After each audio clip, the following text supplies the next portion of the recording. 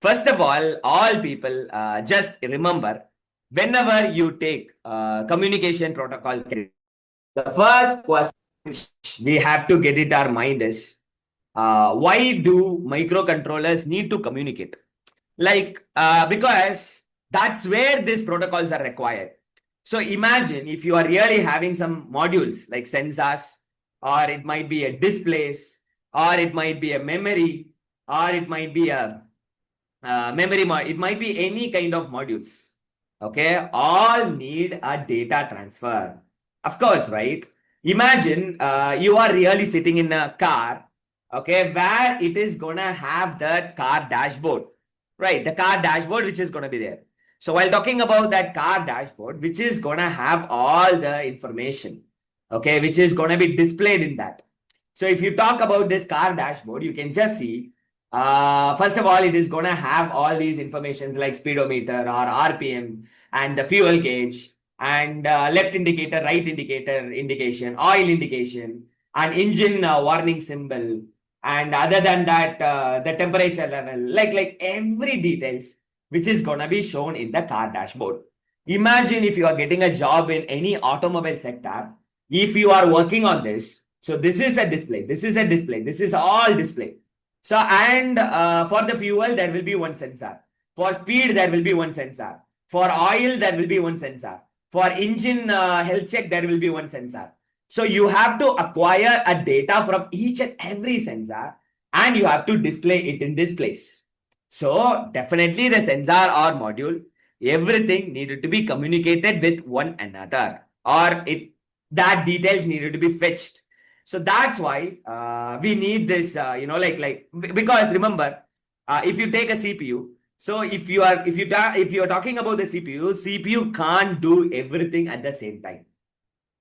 Okay, everything alone. So that's why we need a protocols. So while talking about the protocol, it is a separate language or separate rules or something. Okay, you can consider it like agreed language, okay, between devices. Okay, so by using some certain rules and regulations, so this sensor is going to send the data by using some rules and regulation. This display device, we can make it to display some data by using some rules and regulation. The memory module can able to store the data. That's why we need this microcontroller, which is need to communicate. So this is why the microcontroller need to communicate. This is the point number one. But what is the second important point is, there are two important types of communication. Number one is serial. Guys, this is the most important thing, because this is where you will understand the real power of, the communication. Because while talking about the serial, it is one wire, guys. Okay, whenever you are communicating through one wire, that is going to be serial. Whereas if you talk about the parallel, where you have a multiple wires to communicate, that's what the parallel. That's the first difference. And what will be the second difference is one bit at a time. Guys, I hope you already know what is mean by a bit. So bit means it might be 0 or it might be 1, right? So one bit at a time, that's gonna be on the serial.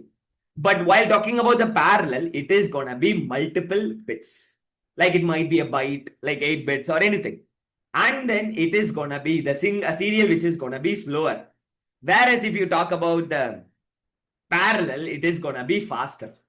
Okay, and then while talking about the serial, it is gonna be a long distance.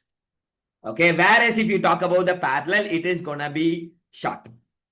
Okay, and but while talking about the serial, it is gonna be simpler. Okay, it is very simple because it's just a one wire, no. Whereas if you talk about the parallel, it is gonna be complex because it is gonna have a lot of wires. Guys, do you love this mind map type of teaching? If you guys all really love this, and is it very, very easy to memorize it? Because instead of putting a boring PowerPoints to return us like a phrases and everything, if you really love this type of teaching, all people just post, I love this, Sanjay, in your comment section. Because we have did a research on the way of teaching, and we found out in this methodology, a lot of people can able to easily recall in the interview. So that's why we are teaching in this way, so that you will easily remember the stuffs. Okay, while talking about the say two things, serial and parallel communication. So you can see this is what the picture you can just remember how the serial communication will be looking like, one bit after another. But whereas if you talk about the parallel communication, where the data which is going to be communicated parallelly so that it is going to be very faster. Okay, guys, are you clear? So this is what the point number 2.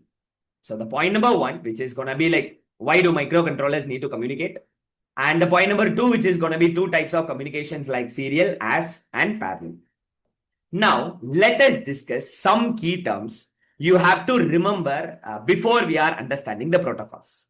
The first thing we need to discuss about is called a baud rate, guys. What is baud rate is number of bits transmitted per second. Okay, bits transmitted per second, that's gonna be called as the baud rate. That is what the first important parameter. And second important parameter, which is gonna be a bit frame. What is that bit frame is? How a single bit is packaged. Okay, bit is packaged. That's gonna be called as the bit frame. Guys, are you all with me? Okay, all people just be attentive here, because this is going to be a most important session. So while talking about the baud rate, it is number of bits transmitted per second. But while talking about the bit frame, how a single bit is packaged, like it might be like grouped, or it might be like categorized or something like that. So that's what is going to be called as a bit frame. And then here we have MSB or LSB. So what is that MSB or LSB is? Most or least significant bit. What do you mean by that? So you can just see while talking about this communication, here we have 0, 1, 0, 0, 1, 1, 1, 0 means. Then these are all the LSBs and MSBs. The most significant bit and the least significant bit. So like it's like a priority or something. So that's what the MSBs and LSBs, most or least significant bit. And then next one, which is gonna be synchronous. So while talking about the synchronous, which is like a shared clock signal between devices. Shared clock signal between devices. Okay, imagine you have device number 1 and device number 2. This device 1, if it is operating at 16 megahertz, the device number 2 also should operate in the 16 megahertz. Like where some synchronization, like some kind of twinning, okay, in terms of latest terms, like in terms of like twinning, like if that is working, if device 1 is operating at some certain clock, another device also going to work in the same clock, so that there will be a very good sync between one devices versus another. So that's what the synchronous is all about. Okay. Whereas if you talk about the second one, which is going to be called as asynchronous, while talking about asynchronous, no shared clock. Okay, no shared clock. Both agree on the same speed. Actually, here what is the scenario is even that UART protocol, which is all comes under this asynchronous. What do you mean by that? There won't be any clock. I mean, common clock between device 1 and device 2 and all. No. But we will set a speed. Okay. You just run it in the, 100 kilometer per hour. And if the first device is running in the 100 kilometer per hour, we need to make the device 2 also to run in the 100 kilometer per hour. So that even though there won't be any common clock in between, but there will be some proper mutual understanding. So that is known as asynchronous. Okay, then next term is called full duplex. So what is that full duplex is? Full duplex means whenever you can able to do send and receive simultaneously. Okay. So whenever you really wanted to send and receive the data simultaneously, that is what called as a full duplex. Whereas the second category is called as half duplex. What is mean by half duplex? You can't do send and receive at the same time. Okay. Instead, you can do either send or you can do receive. Okay. You can do send or receive. You can't do both at the same time. That's what called the half duplex. And then what does mean by simplex, Sanjay? Simplex means you can do a data transmission via only one direction. Okay, not in a multiple direction or something. That is known as simplex. Okay, one direction only. Whenever you really talk about this can be transmitted through only one direction, that's going to be a simplex. Okay, whereas if you talk about the master, the next, what is the next parameter is like a master. Master is like device that initiate the communication. Okay, initiate the communication, that's going to be called as a master. Whereas if you talk about the slave, device that responds to the master. Okay, so imagine I am a centralized area, then I am going to be the master. And now from here, I'm going to send the command for all other devices under me. So that device is under me, which is all going to be called as a slave. And then here we have a bus. So while talking about the bus, it is like shared communication line. So what is mean by shared communication line? Okay, actually there are a lot of various buses which is available, guys. For an example, let us check about bus communication.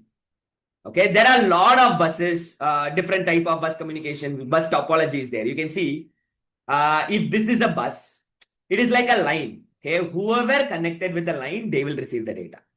That's what the bus is all about. Okay, so bus is like a shared communication line. Whenever you are having one line where everything which is connected, so that is all gonna receive that data. So if you take this one, this is a bus where all other devices has been connected so that it can receive the data. So guys, are you clear about the key terms? Okay, first we have understood why do microcontrollers need to communicate. Second thing, we guys have discussed about the two type of communication, one is series and parallel. And then we have discussed about the key terms like baud rate, bit frame, MSB, synchronous, asynchronous, full duplex, half duplex, simplex, master, and slave, and then bus. Now, let us get into that three core important protocol. Okay, one is UART, which is universal asynchronous receiver and transmitter. Second one, which is going to be SPI, which is serial peripheral interface. Third one, which is going to be I2C, inter-integrated circuit. So I give a very easy example. Try to memorize it in that way so that you won't forget in an interview. Okay, just imagine. UART means two people texting privately. Okay, no one is going to involved in it. That is what the UART best example is. Okay, two people which is gonna they are going to text privately. That's what the UART is. For an example, in this scenario, no common clock. Okay, no common clock.